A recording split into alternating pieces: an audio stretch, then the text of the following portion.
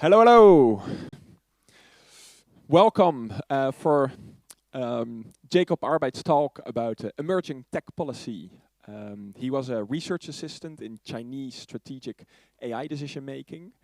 He raised funds for effective charities, and he's now a policy and research associate at the Simons Institute. And please welcome him with a warm applause.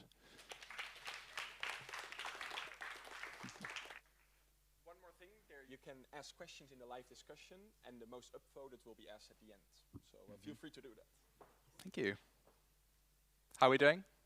Last session of the conference? Hyped? Thanks, guys. So today I'll be talking a little bit about my work. I'll be explaining why I think we live in a possibly unique moment of rapid technological change, driven largely by advances in AI. I'll talk a little bit about why, at the international level, our governance structures are just not doing their job when it comes to reducing risks. I'll give some insights from my experience working on this in Geneva with the Simon Institute. And then I'll explain how you can contribute through your work to this kind of field. Then I'll explain what you should be contributing to and give a sort of brief overview of what I think some of the steps that are needed to accomplish existential risk, emerging tech risk reduction at the international level. I'll end with some reasons to be optimistic. And I think 4 is really key here. The aim of this talk is to provide a sort of rough and ready overview of policy, international governance, emerging technologies, because I want you guys to think about working in this, and I think there's a real need for it. So anytime you're interested, you can reach out to me on Swapcard. I can't see all the meeting, I can't have a meeting with everyone, but I will respond to all of your questions. So I'll start with a perhaps controversial proposition. History is speeding up, and there is nobody in the driving seat.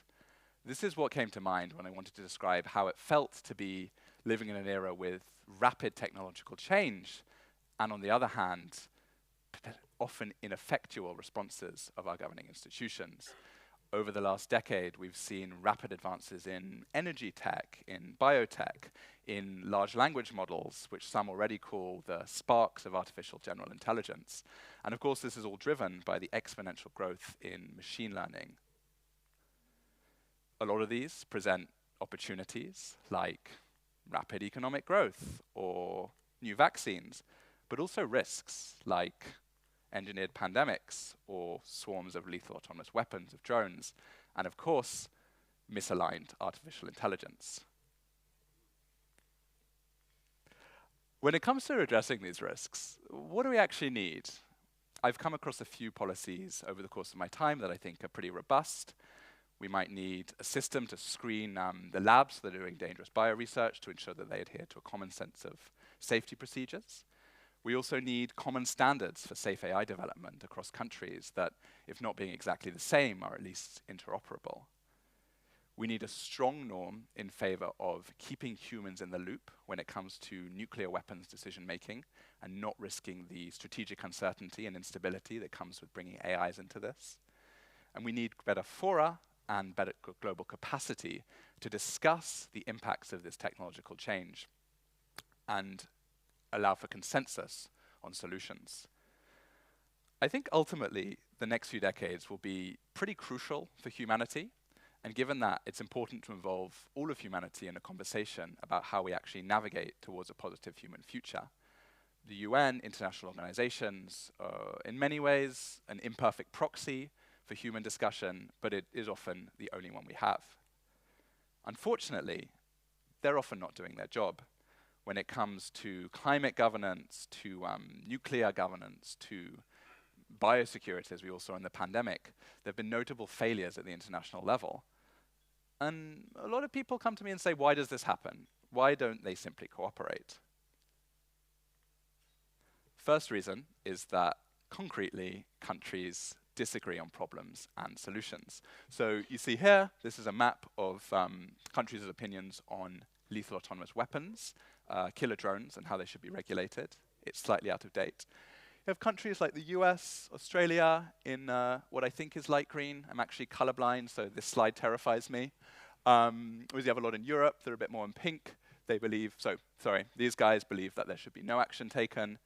Europe tends to be a bit more diverse. People believe in further studies. And then there's a small group of countries, this is actually much larger now, that are advocating for a total ban. And within democracies, within countries, we have individuals who have differing opinions on policy matters, social groups, different ideologies, but we have a way to aggregate these opinions and decide on a course of action, which is voting and parliamentary elections. But at the international level, there's no such thing. And this means that countries often persist in radically different opinions, and building consensus is quite hard. Second reason is fears of loss of sovereignty. Countries often fear that if they commit to international agreements, they'll risk exposing themselves to expensive or unaccountable bureaucracies. This is the map of countries that are part of the International Criminal Court. This is seen as one of the premier achievements of diplomacy over the last sort of 30-ish years. But there are some pretty notable countries that aren't members, the US, India, China. If the ICC sends prosecutors, the ICC serves to prosecute war crimes and crimes of genocide. If they send prosecutors in the US and try to prosecute Americans, they can actually legally be prosecuted themselves. And I don't think this comes from a great enthusiasm on the behalf of the Americans, Sudanese, Indians, Chinese for war crimes and genocide. We can all agree that these are bad things, but it's a fear of loss of sovereignty. I think people need to understand this in order to work into the international system. We live in a world of nation states, on top of which international organizations like the United Nations are an appendage that can do powerful things, but the primary source of sovereignty and policy action lies with nation states. Third reason why they often don't cooperate is they fear being taken advantage of. So we often see this in the climate space. The US fears committing to climate action, reducing emissions, because they worry that China will gain an economic advantage. But can anyone here think about the problem with this logic? Any hands? Any game theory people? Yep.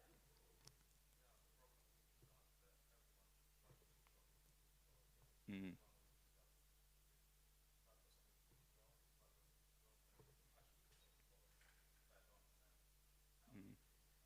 Yeah, exactly. So if everyone adopts this logic, then nothing happens. We have this sort of race to the bottom of non-adopting matters like reducing emissions or reducing stocks of catastrophic weapons. Fourth reason is a simple lack of resources. Now, holding summits to create consensus between countries, that takes resources. Holding summits where often the real action happens, which is sort of behind closed doors, takes people and it takes money. These are often expensive places like Geneva or New York. What's it called? Calling for studies takes resources and takes expertise, and often these resources are in short supply within the international system. The UN has a budget of about 55 billion, about 115,000 employees, of which many of these are peacekeepers who don't do this kind of direct diplomatic work. That's only slightly more than a fifth of the budget of the government of Sweden, which, as much as I love this country, is quite a lot smaller and has to deal with matters that are not quite as global. And of course, less than half the number of government employees. And that's nothing compared to the size of the US federal government. When there are fewer resources, fewer things happen, less consensus is built. And I think all of these actions, all of these problems, worries about lack of sovereignty, disagreements, fears of a game theoretical race to the bottom of being exploited by your neighbor, lack of resources, they're all exacerbated when things are moving so fast. I've posited the case that technology is advancing at an exponential rate, and our understanding of technology's impacts often is delayed by a certain time window. Think about the time it took us after the invention of things like Facebook for us to understand the impact that that would have on our democratic health. We still don't understand the impact of social media on mental health, for instance. But what's more worrying is this gap, the gap between exponentially growing risk data and our ability to actually do something about it through regulation. This is known as the pacing problem in technological studies, and it basically derives from the fact that government's ability to regulate is generally hamstrung by things like parliamentary procedure, the diplomatic calendar, the need to incorporate a diverse group of stakeholders. But when technology is moving this fast, you often risk being left behind. So what can we do about this? I'll give a few lessons from my experience in the Simon Institute. Just to start with, who is Simon? Simon is not the name of anyone in the Simon Institute. We didn't name it after ourselves. That would be extremely arrogant. But people don't seem to understand that. We sometimes get messages saying, hi Simon, hey Simon, dear Simon, cher Simon. But no, Simon is actually this guy, Herbert Simon. He was, actually, does anyone here know who he was? Interesting. I think he's a kind of great underrated hero related to a lot of these areas. But he was a cognitive scientist. Oh, yes, sorry, at the back. Go for it. Mhm. Yeah. Yeah. Mhm. Yeah, he was a Nobel Prize-winning economist at CMU, also won a Turing Prize in computer science, made some seminal contributions to AI, and it's in his sort of interdisciplinary and action-oriented spirit that we operate. So we're a think tank based in Geneva, founded about 2 years ago. Started with one guy, just this guy. Now we're 4, and we will be 7 in a few months. And basically, we work between experts and international policymakers to bring about concrete change on what we call long-term governance, which is allowing institutions to act for the future and minimizing risks from technological change and maximizing benefits. So I often get the question, what does this kind of work look like? It's pretty varied.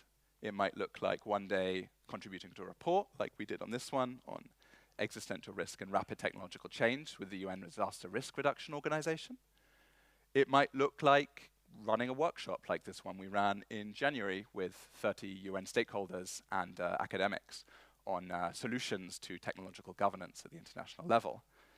Sometimes it looks like stepping aside entirely and saying, we don't have any expertise here, but we know people who do. Like when we brought in members of the global catastrophic biorisk community to the discussions around the Biological Weapons Convention Review Conference in December. And sometimes it looks like preparing tools like our future-proofing framework for use in UN organizations. I think something important to highlight is that a lot of people come to me and they expect that there's this model of you produce research and a policymaker implements it and that's how we solve the problem. And I wish it was this simple. It's not. It's very iterative. You might go to a conference and someone says to you, I'm commissioning this study, can you write me a concept note? And you'll do it for them and they'll say, no, this is rubbish, like it doesn't account for X political sensitivity and Y treaty from 20 years ago, and then you have to redraft it, and then they'll say, okay, it's been delayed by 3 months, but also you need to meet this person.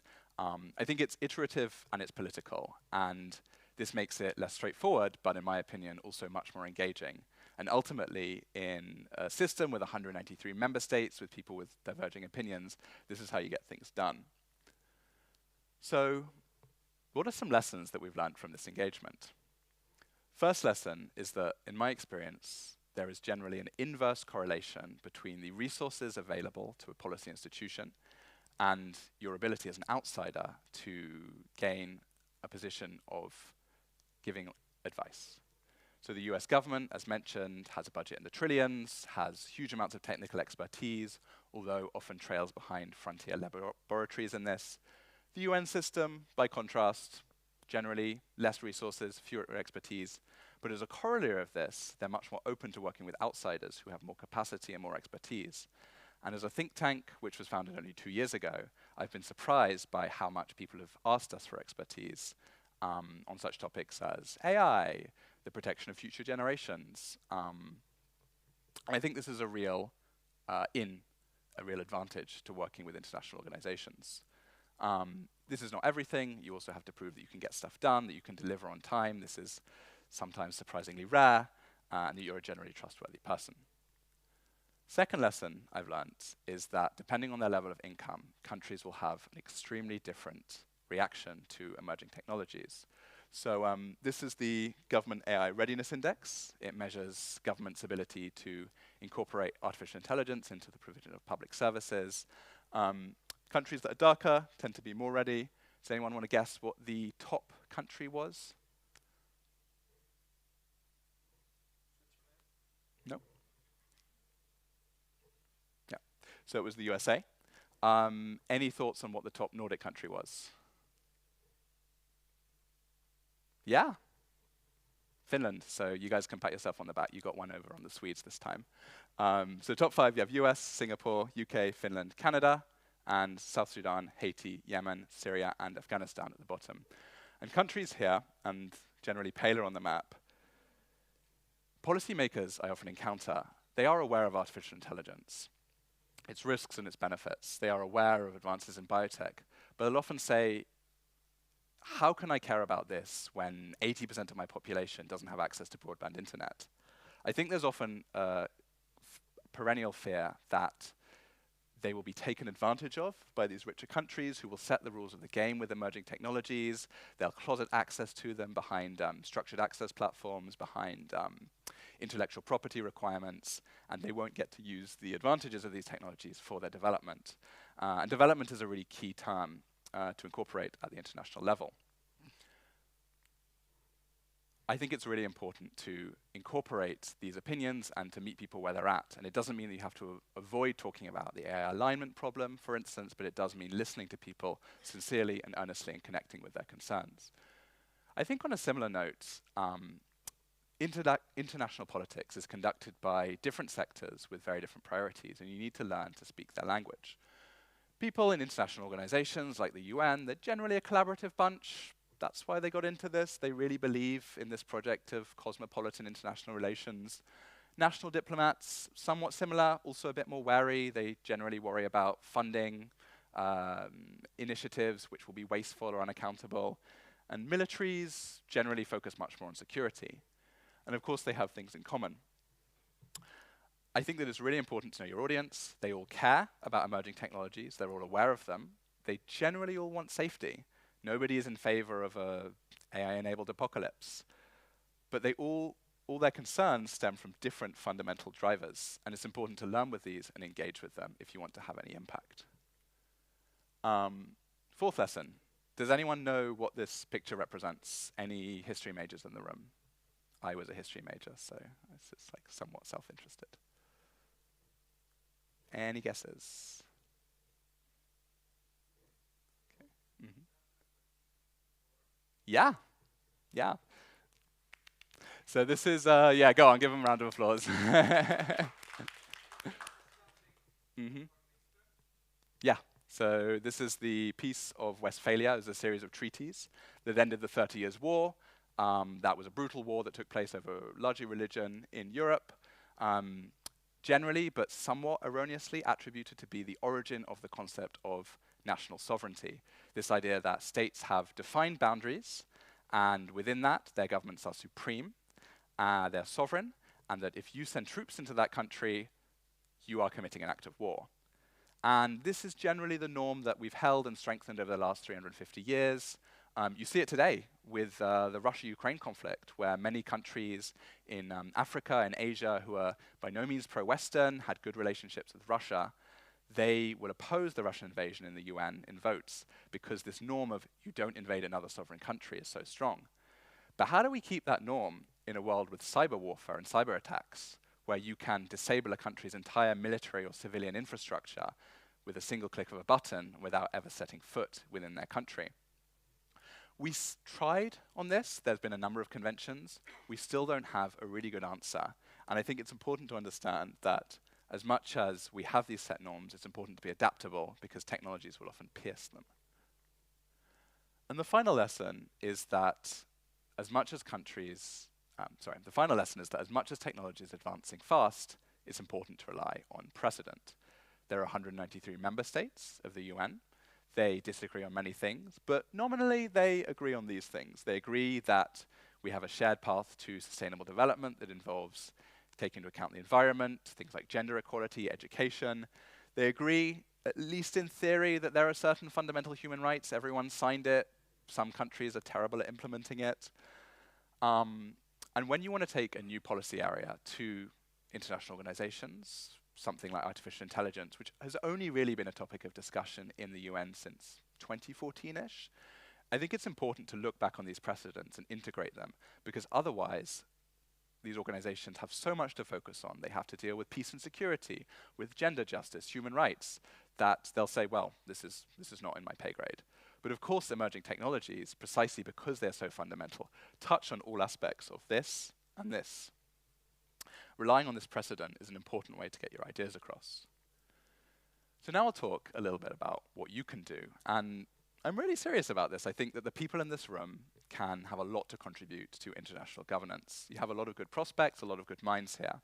And the one way you can do that is by working directly in the field.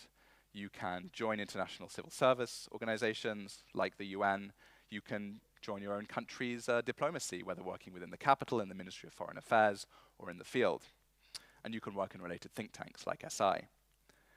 I think there's also a particular need to produce research, particularly from people with a technical background in things like AI and bio.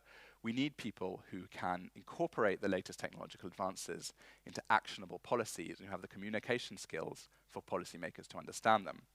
I think forecasting is also exciting. There's been some moves towards that in the UN recently, and people who have a good understanding of political and institutional processes so that they can actually get things done. You don't have to jump all into this. You can test your fit. There are a number of ways.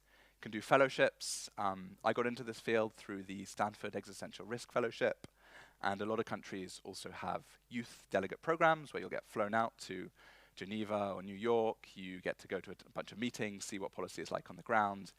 It's generally a pretty cheap way to test your fit.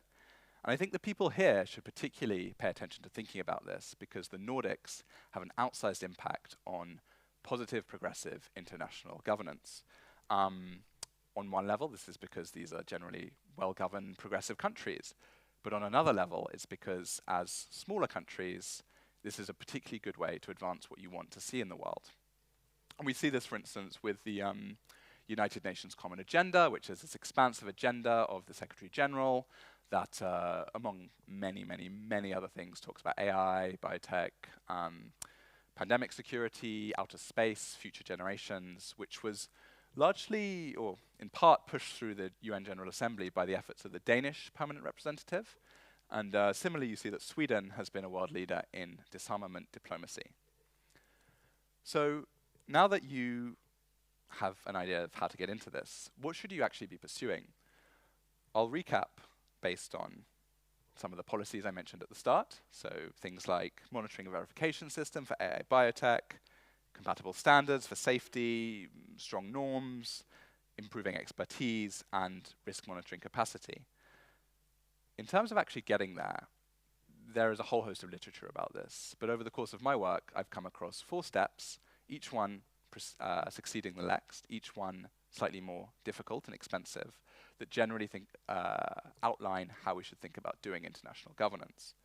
So the first step is you have to have fora for discussion. I think the UN is often parodied as a bit of a talking shop, and on some level that's fair, but discussion is really important when you have so many diverging states. The Conference on Parties for Climate Change is often a good example from this. It's never going to meet people's sky-high expectations of what we need in order to defeat the climate crisis, but it's better than nothing. And there have been noticeable improvements in, for instance, decarbonization of energy policy over the last few years. We need to bring countries together in order for them to understand that they disagree on things, and in order for them to advance on some of the other steps, like creating mechanisms to bring together expertise and make it legitimate and point to policy paths forward. Once you have agreement that between diplomats that X is an issue, you need to bring in experts who understand the nature of the problem and who can propose solutions. And we see this, for instance, with the Bioweapons Convention. It has a meeting of experts every year, or a few years, I believe, where they bring together international biological experts to discuss bio advances and how they might risk undermining the treaty, which bans bioweapons, and how we can put in place solutions to avoid that. It's also important that this be legitimate, therefore you seek input from a wide range of stakeholders all over the world. Once you have sort of general consensus that X is an issue that needs to be solved and that we can help resolving it with Y policies, you need to actually put in place instruments to achieve this. And there are many ways to do this. You can have resolutions, which in the UN General Assembly have some legal force, but are often symbolic. You can have standards. I think standard setting is an underrated and exciting element of international governance. You have these standard setting bodies at the international level, like the International Organization for Standardization, which has a program on safe AI standard development. And you can have treaties, which countries' parliaments have to ratify. They therefore have the force of international law, but they're also often very difficult to bring about. I think it's important to think about all three of these. I often get a lot of people come to me and say, let's just have a treaty for X, treaty for Y, let's just have a treaty to solve the AI problem, but we might never get there. That doesn't mean that we should miss out on some of this other stuff. These generally allow states to make commitments, but even states who don't make commitments through these mechanisms can still be influenced by them in what's called in the literature a norm cascade. So you see, for instance, the treaty to ban landmines. It's called the Ottawa Convention. Big achievement over the last few decades, basically banned landmines use in war, been relatively successful. The United States, not a member, but they still have probably reduced their landmine stock as a result of that pressure. And then once you have states commit to things, you need to actually ensure that they hold their word. Otherwise, you have this game theoretical race to the bottom where everyone distrusts everyone else and nothing gets done. One of the most successful examples of this is the International Atomic Energy Agency, which is able to go into countries and say and verify if they're building nuclear weapons, what their level of enrichment is, if it's within safe civilian norms. And this is something that's really widely respected at the international level. They went into Ukraine, for instance, when there was that attack on that reactor. Contrast this with the World Health Organization, which wasn't able to go to Wuhan to investigate the origins of COVID-19. So as much as you need monitoring mechanisms, they also need to be legitimate, and that requires bringing in expertise, but also requires a lot of diplomatic pressure. So to recap, you need discussion fora, which leads to information aggregation on policies and solutions. You then need to turn these into instruments that bind state behavior, and monitoring systems to keep them honest. This often creates a chicken and egg problem of what do you advocate for, right? So you can go all the way for 3 and 4, very likely to be much more effective, but you may fall short because this stuff is hard. Or you can push for 1 and 2, and you're more likely to get it, but you may not end up having an impact on the actual policy. I don't know. I think my alarm's going off. Ignore it. And we see a lot of this in the UN, where there's discussion for X, for Y, for Z. People are often sick of it. I think resolving this problem is often a case of shoot for the stars and you might hit the moon. We can be extremely ambitious in pushing for 3 and 4. We may only get 1 and 2, but that's still a start. And I think one caveat to this, and indeed one caveat to this entire presentation, is that sometimes international policy is not actually the correct level. Sometimes things are better solved by individual national governments working within their country, or through bilateral diplomacy, like the US and China working on AI together, for instance. I'd like to end on a note of optimism.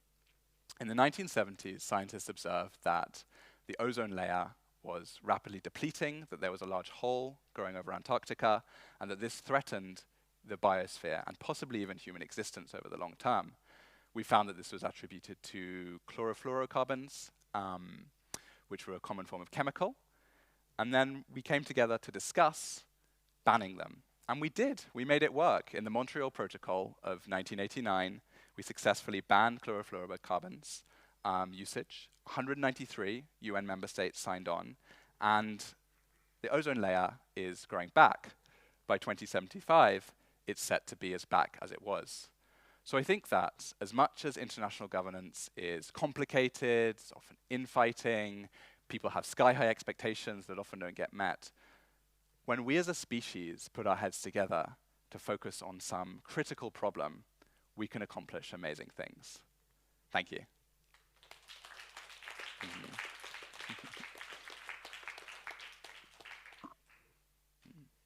Just gonna turn off my So thank you very much. There are still rooms for some more questions if you want, so feel free to put them in the live discussion.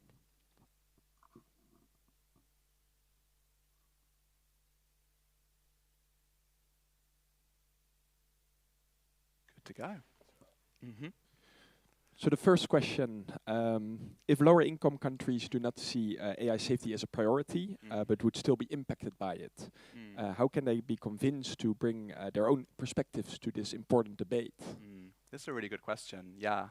So I think one level is just, we have to do capacity building.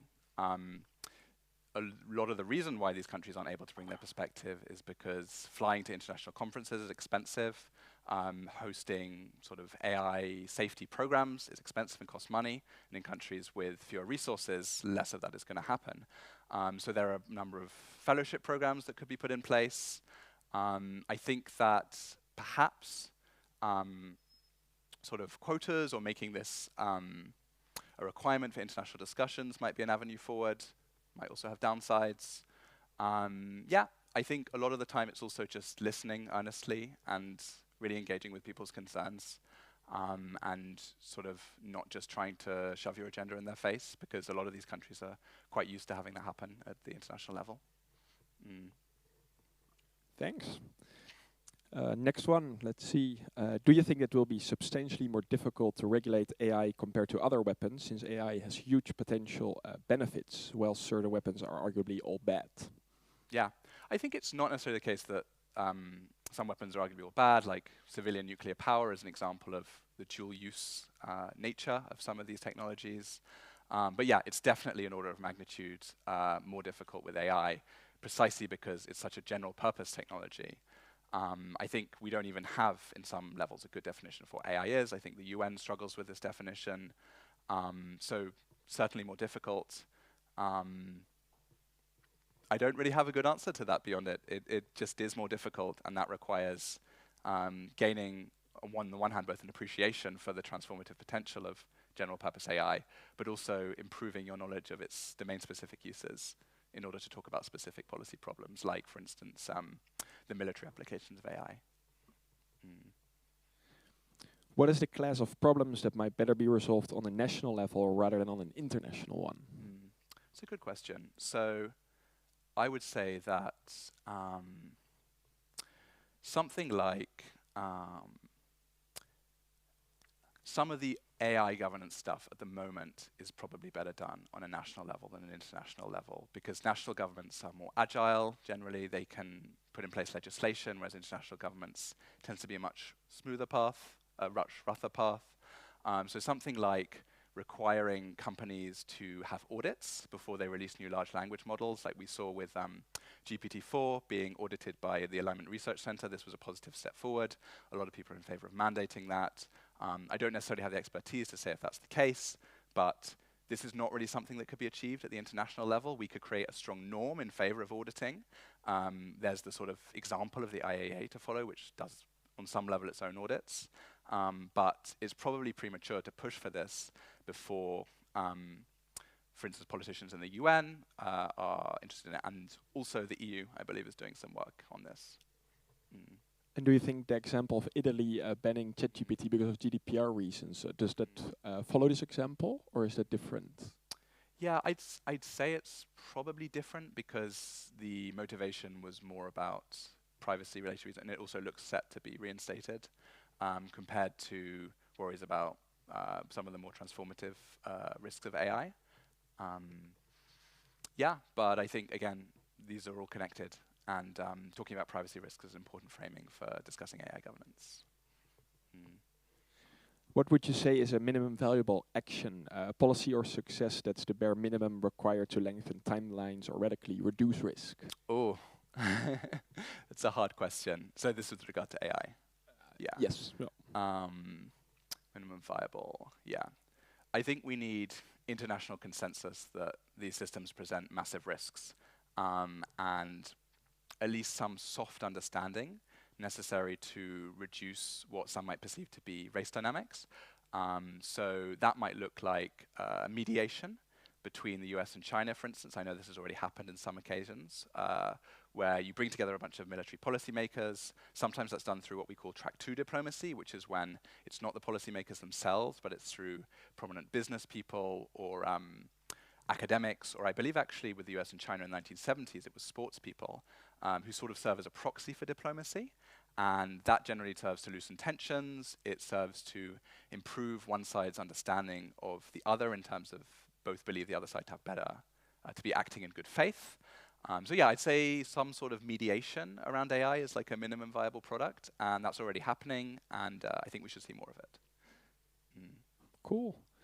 Do you see any shortage of skills or professionals in your field of long-term governance? Yeah, so definitely, as mentioned, people with technical skills. I think this goes without saying. You need a technical background to better understand these things. I don't have that. My undergraduate degree was history and French. I've had to sort of wrestle to build that for myself. So this is the primary skill shortage. But then a lot of these people, they're very much on a scientific track, and they not necessarily prepared to deal with the messiness of the policy world. I think it's two mindsets. I've worked with a guy who used to be a physics PhD and then shifted immediately into being a contractor with us. And he's always looking for first principles understanding of governance, and I think there's a lot of value in that. But sometimes you do sort of need to suspend this drive to like deeply understand and just execute. But I think that a lot of EAs are in a good position to do that because you guys are focused on ultimate impact. And therefore I'd say technical skills. Also not necessarily skills related, but demographically, I think that there's like a shortage of women in this field, and particularly people from lower middle income countries who, yeah, really just don't have their voices heard enough. Cool. How could the Global North support the Global South in this way? Are there especially like AI think tanks focused on this? Yeah, there are a few initiatives. I think a few in South Africa I've come across, which seem to be doing good work. It's difficult though. There's one guy who he's called Cecil Abongu. He is in Nairobi. He also runs a fellowship on some of these issues. Some of the students are really excellent.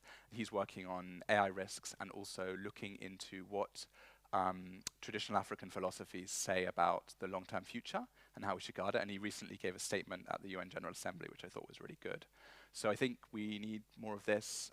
Often that just comes in the form of funding, rather so that it's people in the Global South who can carry out their own initiatives, rather than us trying to like impose our vision of what that might look like. Often travel scholarships are a good idea. Again, a lot of this diplomacy takes place in Geneva or New York. These are expensive places. They're expensive to get to. Yeah, that's what I'd say. And if we talk about the benefits of AI, like sharing the rewards, is that something that other organizations work on? Yeah, within... yeah, especially with the Global North helping the Global South. Yeah, totally. I mean, I think that, I'm no economist, but as far as I understand, there's like a debate about whether transformative AI will increase or decrease inter-country inequality. And there's a lot of evidence to suggest that will actually increase inter-country inequality because you'll have increasing returns to scale on expertise. But there are also some arguments from people who say, actually, these could be really transformative companions to workers in these countries, allowing them to really break into the service sector and enable fast economic growth. There's also some cool stuff around AI-enabled mediation that looks to be coming to the fore in the next decade, which looks like it could solve or help solve some of the more intractable conflicts. So I think there are a lot of benefits in both high-income and low-income countries, and it's like really important to talk about this. I think it's important to not frame yourself as a Luddite. And yeah, some of the framings that we found useful in this context is like risk-informed development, which the UN Development Programme has worked on, this idea that risk undermines development, but development can also help mitigate risk, and that development itself can sometimes pose a risk if you develop dangerous technologies. There's also this great paper by a few people at the Future of Humanity Institute on differential technological development, which is the idea that we should absolutely embrace the benefits of technological development, but do so in a way that is safety first, that maximizes safety increasing technologies, and that delays safety reducing technologies. And I think that is also something that should be incorporated. And the last question so far, do you have any advice for other organizations how to get the exposure and the reputation to be able to advise organizations like the UN? Yeah, so I think there's just like a few very basic things, like show that you're a genuinely trustworthy person. I think that The UN sphere is a sphere where people are very, very kind to each other, generally more nice and pleasant, but often sometimes lack a bit of a critical voice because everyone has to be very diplomatic. And we found that people actually respect us if we give our honest opinion more, so that's something. Beyond that, I'd say attending the relevant conferences. So we actually got this paper, the Existential Risk and Rapid Tech Change paper, after our CEO was invited as a member of the Swiss delegation to the Global Platform on Disaster Risk Reduction, which is the global structure for talking about disaster risk. It's mostly people who focus on natural risks like typhoons, tsunamis, but they're increasingly interested in technological risks, anthropogenic, existential risks, and they contracted us from that. So going, proving that you're like an interesting person who can accomplish things on time, being aware of political sensibilities, some of the things I talked about here. Yeah, those are some of the key things. And really happy to be reached out to on any of this as well. Great. Then I think this is the end of the Q&A. Thank you very much again. And for those interested, in 15 minutes we have the closing talk. Thanks for coming. Thank you.